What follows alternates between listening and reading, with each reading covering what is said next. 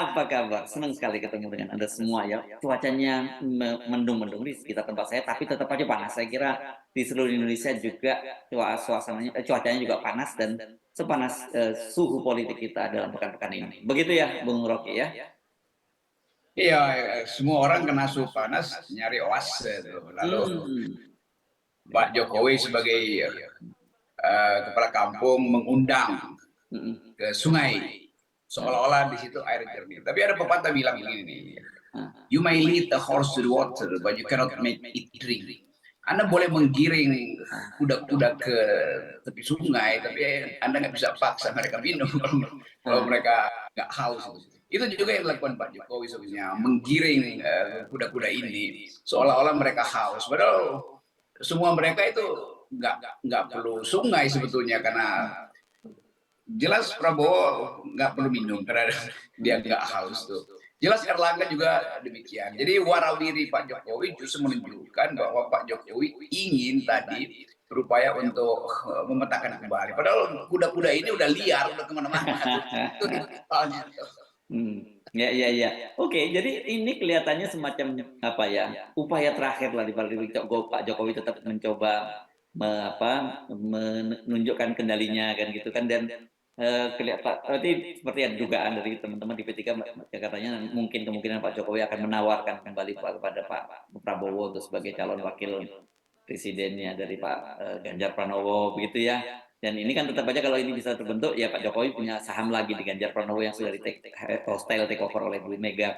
Tapi kan sekarang ini Pak Prabowo sedang PD-PD-nya begitu ya. Yang kemarin kan partai saya udah agak besar sekarang kata dia gitu dan mandat saya adalah jadi calon presiden dan kebetulan kalau tentu orang yang senang-senang survei meskipun survei itu bisa diutak-atik seperti kata Ibu Mega juga sekarang katanya sih suara Pak Prabowo itu lebih tinggi dari Ganjar begitu dan masuk akal maksud saya selama Ganjar tidak didukung oleh Pak Jokowi ya tidak suara dia nggak akan dapat suara lebih besar dari PDIP kan gitu ya Bung Rocky ya. Jadi Pak Jokowi ini mengalami delirium, itu semacam sakit jiwa yang lumpuh untuk bicara, tetapi ambisi masih ada itu. Dan itu sepertinya mau menegakkan benang basah. Ganjar kan udah benang basah. Yang sebetulnya Ganjar itu punya potensi bagus betul kalau ada di dalam wilayah Pak Jokowi. Tapi begitu dipindahkan ke Ibu Mega, ya semua orang merasa kalau begitu Ganjar bisa dipindah-pindahin dong. Jadi apa intinya seorang leader kalau bisa digocek kiri kanan? Itu psikologi publik begitu. Nah, Pak Jokowi lupa bahwa begitu diasuh oleh Ibu Mega, maka seluruh kemampuan Ibu Mega akan dia kerahkan tuh. Jadi Pak Jokowi nggak mungkin lagi masuk di dalam sphere of influence dari Ibu Mega tuh. Kan Mega sendiri yang bilang, Jokowi Anda berhenti di sini, ada petugas baru yang akan saya lanjutkan. Ya udah, terima aja itu sebagai fakta kan. Tapi betul kasakusuk Pak Jokowi ya itu kayak lilin tuh yang berupaya untuk terang tiba-tiba padam. Kan lilin yang mau padam itu di ujung hidupnya dia jadi terang karena sumbunya jadi sangat besar, tapi kemudian dia lenyap karena bahan lilinnya hilang. Jadi ini soalnya. Nah bagi orang semacam Erlangga ya udahlah, terima dulu diundang segala macam. Jadi undangan makan malam yang menunya nggak jelas mau ngapain kan. Dan tentu Pak Prabowo membaca juga bahasa tubuh Erlangga, dia baca bahasa tubuh Pak Jokowi, dia ketemu dengan Ibu Mega senyum. Jadi mereka hanya saling membaca bahasa tubuh. Yang tidak perlu lagi dibaca bahasa tubuhnya lah Jokowi. Karena bahasa tubuh Jokowi makin lama makin hilang auranya. Dan itu yang saya terangkan. Kalau Pak Jokowi itu menjadi negarawan, dia bilang aja saya lepas semua ini pada kehendak publik, pada kehendak aturan, pada konstitusi. Ngapain di ujungnya masih ngaco-ngaco? Jadi bagian ini yang saya kira sebaiknya Pak Jokowi lakukan semacam tirakat untuk melihat dirinya itu apa sebetulnya. Dia mau terus berupaya, dia masih punya sabdo pandito ratu, iya, tapi kalau dia justru keluar dari politik. Selama dia dalam politik, dia dianggap sebagai orang yang kayak kebingungan, tapi mau ambil benda apa aja yang lagi hanyut, termasuk batang kayu yang kosong sebetulnya tuh, atau ember bolong. Tapi itu intinya kan merendahkan moral beliau kan. Jadi integritas Pak Jokowi makin lama makin hancur. Itu yang saya sayangkan tuh. Mental semacam ini kan mestinya nggak ada pada orang semacam Jokowi yang udah 2 periode. Kalau 1 periode bisa, tapi 2 periode. Maksudnya dia udah nulis buku, pengalaman kecil di istana, ajak Ibu Iriana untuk bikin refleksi dengan anak-anak. Apa yang mau kita tinggalkan pada bangsa ini? Bukan meninggalkan kasakusuk, itu intinya. Tapi sebelum kita ngobrol lanjut, ini saya mesti jelasan, jangan sampai dipelintir tadi ada nyebut delirium semacam sakit jiwa, nanti dibilang Anda menuduh Pak Jokowi sakit jiwa. Kan maksudnya bukan itu ya, itu apa ya, lebih pada soal bahasan akademis saja gitu ya Bung Rocky ya. Iya, secara akademis, seorang yang gugup dan gagap itu di dalam ilmu psikoanalisis disebut delirium. Nah, kita mau itu sebagai keterangan. Kan nggak bisa kita bilang Pak Jokowi tidak delirium. Artinya Pak Jokowi sangat tenang, sangat stabil. Loh, faktanya dia kasakusuk itu pertanda gangguan kejiwaan sebetulnya. Oke, saya terusin lagi kalau gitu, lanjutkan lagi soal Pak Jokowinya dulu sebelum nanti peta-petanya ya. Karena begini, Anda tadi menyebut soal Sabdo Pandito Ratu. Ya memang ada dalam kalau kita ngomong coba menyelami pemikiran Pak Jokowi ya sebagai dalam khasanah pemikiran kosmologi Jawa gitu ya. Kan orang biasanya kalau jadi raja atau ya presiden itu kalau zaman Jawa disebutnya raja itu kan dapat pulung gitu. Ini kan pulungnya sudah berpindah dari Pak Jokowi, dan kemudian kalau Sabdo Pandito Ratu itu sering disebut sebagai idu geni. Idu geni itu artinya apa? Ludahnya itu api. Jadi apa yang diomongin itu bisa terjadi, terbakar. Ini kan udah nggak ada lagi sama Pak Jokowi gitu ya. Iya, sabdonya masih ada, tapi kepanditannya yang hilang. Yes. Sabda itu baru disebut bersabda, artinya ada situasi kepanditaan dari sang ratu.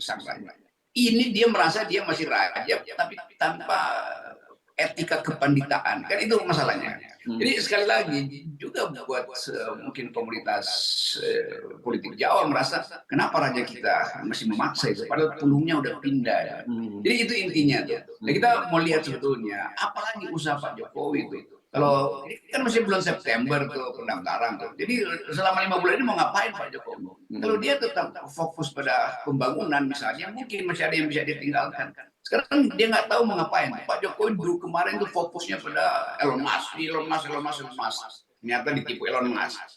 Jokowi pindah fokus IKN.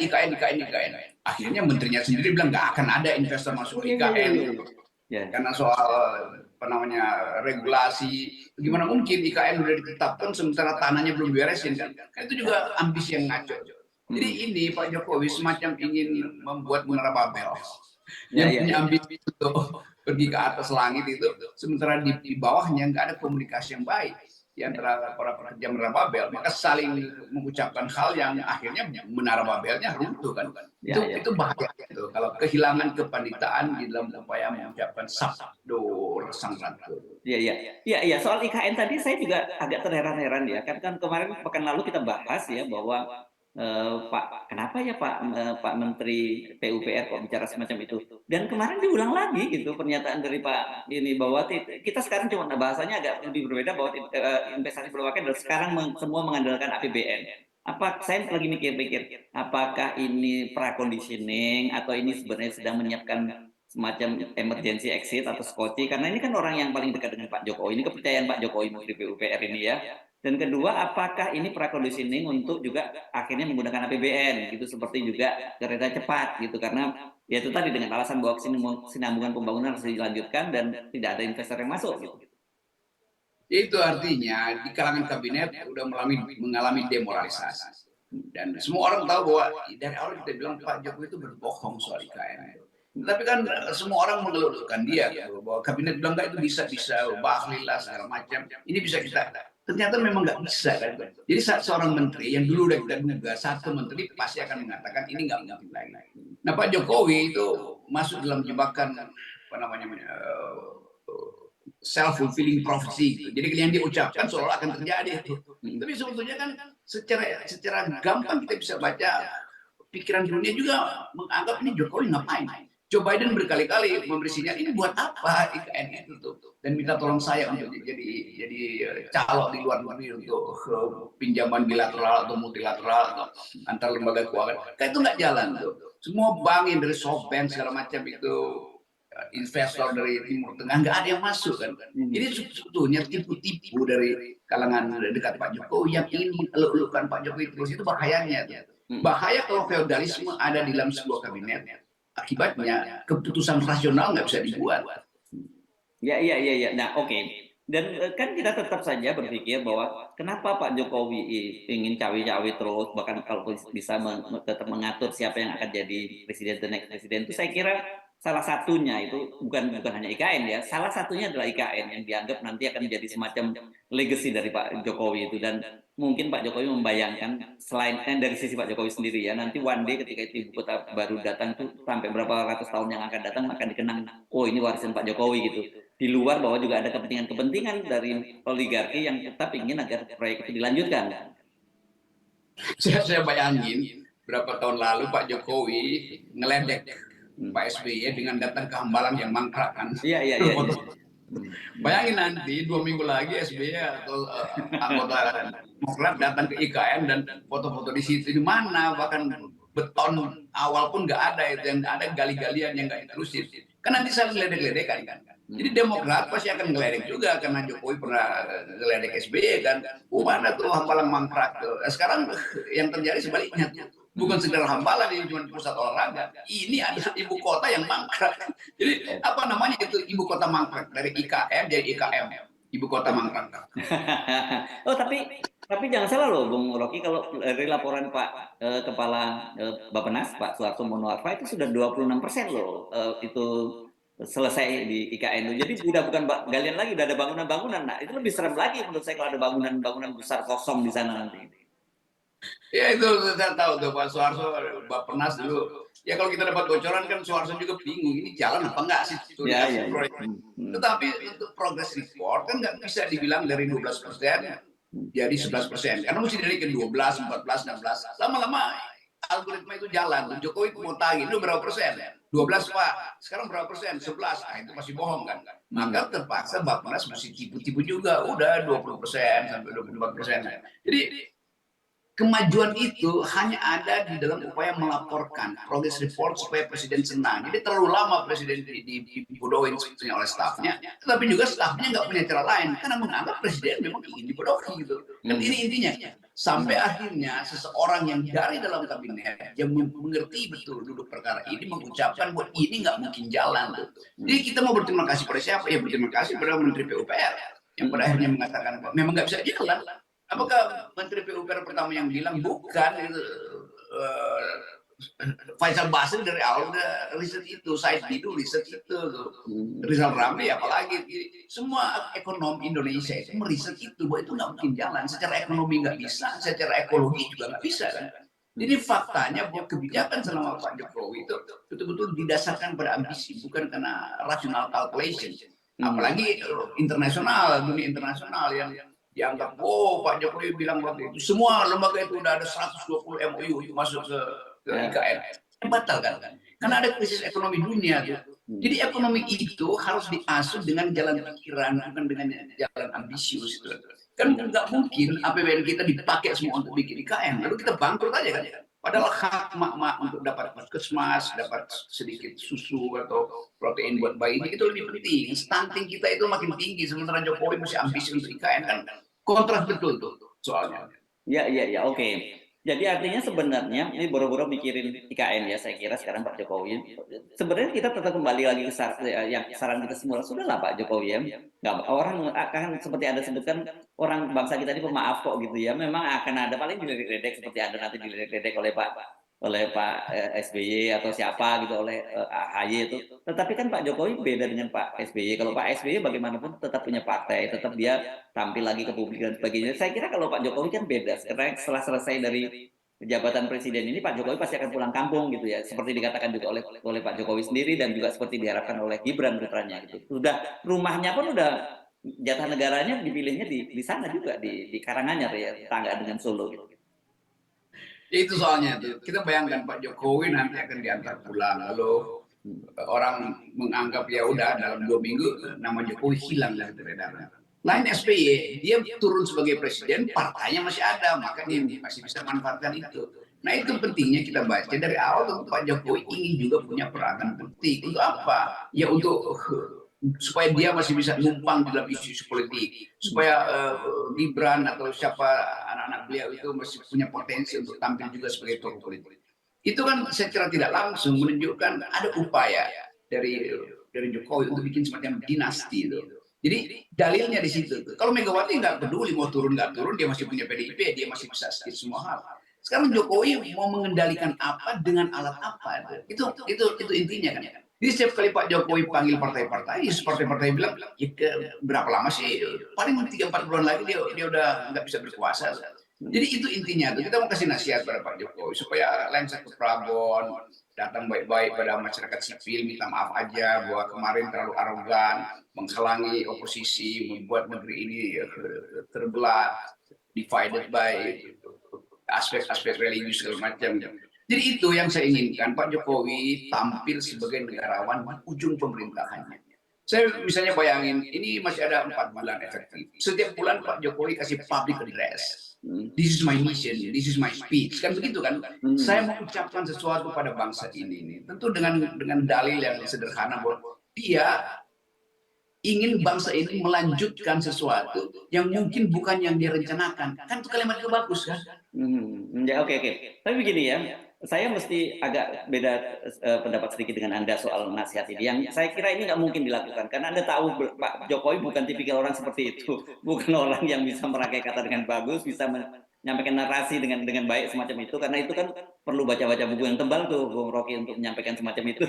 Ini sebenarnya ada usulan yang menarik ini. Ini terjadi, ini real nih Bung Rocky. Jadi Pak Jokowi itu rencananya hari ini akan ke Lampung gitu ya. Kita tahu kemarin kan geger Lampung yang jalanan hancur segala macam. Tiba-tiba kemarin netizen rame-rame mengunggah foto-foto bagaimana dinas pekerjaan umum di sana dan gubernurnya semua turun memperbaiki jalan-jalan yang akan ditinjau Pak Jokowi. Lebih baik 4 bulan ini Pak Jokowi turun aja ke daerah-daerah yang jalannya rusak dan itu diperbaiki, dan orang kan berterima kasih pada Pak Jokowi. Itu lebih konkret, Bung Rocky, cocok dengan Pak Jokowi. Ya artinya Pak Jokowi mendengarkan netizen kan. Ya, Itu artinya mau netizen akan posting jalan rusak. Kalau Pak Jokowi bingung sendiri. Loh yang gue bikin kita kenapa dong kalau gitu? Kalau 1-2 iya, tapi kalau Pak Jokowi layani itu artinya orang simpulkan berarti Pak Jokowi tidak membangun apa-apa. Karena selama 7 tahun netizen motret semua jalan bolong itu. Dia mungkin bisa motret juga kereta api cepat Jakarta Bandung itu yang pasti mangkrak juga tuh. Jadi hal-hal semacam itu yang ya udah, kan itu saya bypass dengan mengusulkan seolah-olah saya paham bahwa Jokowi bisa tampil sebagai ya pemikir kita. Tapi ya udahlah, karena saya memaksakan usulan. Anda overestimate itu kalau kayak gitu. Kita mungkin mulai meredupkan volume untuk memberi kritik pada Pak Jokowi. Karena kalau volumenya terlalu keras, ya akhirnya Pak Jokowi udahlah, dia nggak dengar apa-apa. Kita redupkan sedikit dengan ucapan Pak Jokowi selamat jalan untuk masuk dalam wilayah baru, yaitu wilayah Kasunyatan gitu kan. Dan di situ memang sepi. Tapi tetap ada situasi sangkan peraningguan. Tapi tetap saja bisa jadi lesson learn gitu ya. Kita bisa belajar dari kasus ini, dan harusnya bangsa ini juga belajar jangan mengulang lagi gitu ya. Pilihan presiden itu betul-betul seperti yang kita sodorkan selalu bukan hanya karena elektabilitas, bukan hanya karena kemudian popularitas. Nggak cukup bangsa yang besar seperti ini hanya dipimpin oleh seorang presiden dengan model elektabilitas dan popularitas yang dibangun oleh realitas semu gitu ya di media sosial apalagi sekarang. Nah, itu realitas semu itu tanggung jawab lembaga-lembaga survei. Jadi kita ingin tetap intellectuality, ethicability itu jadi seluruh dunia bicara soal itu sekarang. Dan seorang yang ingin tampil sebagai pemimpin dia mesti bebas dari defect ethicability, nggak pernah korupsi, punya kemampuan untuk menghasilkan konsep, cuma itu kan dasarnya. Setelah itu baru kita elektabilitas. Tapi kalau potensi seorang kita merasa iya dia mau tampil sebagai pejabat publik, iya, tapi catatan di KPK panjang betul kan, daftar yang korupsi yang dia lakukan itu panjang betul tuh. Kemampuan dia untuk mengucapkan konsep, untuk bertanding dengan pemimpin di Asia itu nggak ada kan. Jadi ini yang kita inginkan ke depan. Jadi oke lah 2024 boleh kita lakukan pemilihan, tapi dengan basis etik yang kuat dan basis intelektual yang kuat. Yes, oke. Baik, terima kasih Bung Rocky. Dan tetap 0% ya. Yes. Ya, ini semua jumlahnya di sini kekonyolan. Oke. Thank you.